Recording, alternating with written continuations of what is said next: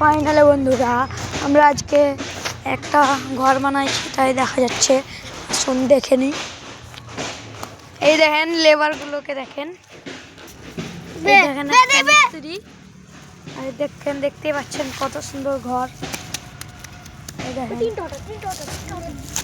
এই দেখেন ঘর দেখছেন, ভিতরে আমরা খেলনার ঘর বানাচ্ছি। এই দেখেন কাটার মতো চুলে।